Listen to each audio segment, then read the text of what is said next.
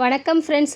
Green தால் கிச்சடி, உடஞ்ச பச்சை பயிரில் ஒரு கிச்சடி எப்படி செய்யலான்றதை பார்க்கலாம். ஸோ ப்ரோட்டீன் நிறைந்த ஃபுட்டு. நான் ஒரு கப்பு அரிசி எடுத்துக்கிட்டேன்.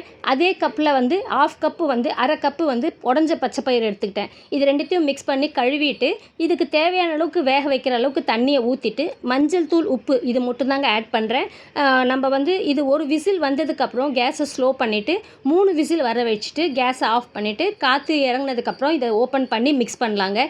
ஸோ இது என்னன்னு பார்த்தீங்கன்னா, நான் ஏற்கனவே க்ரீன் தால் ஃப்ரைன்னு ஒன்று போஸ்ட் பண்ணியிருக்கேன். அதே போல் க்ரீன் தால் டோக்லியான்னு ஒன்று போஸ்ட் பண்ணியிருக்காங்க.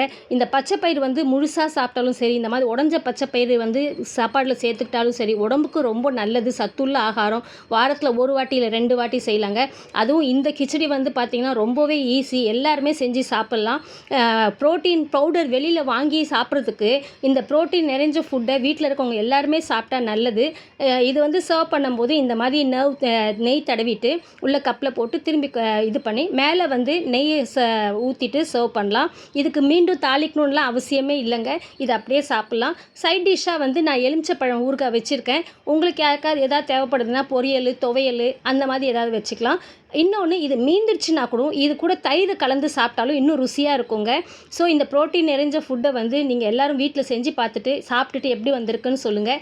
மீண்டும் ஒரு புது ரெசிபியோடு சந்திக்கிறேன். Until then, bye from Rajmathi. நன்றி.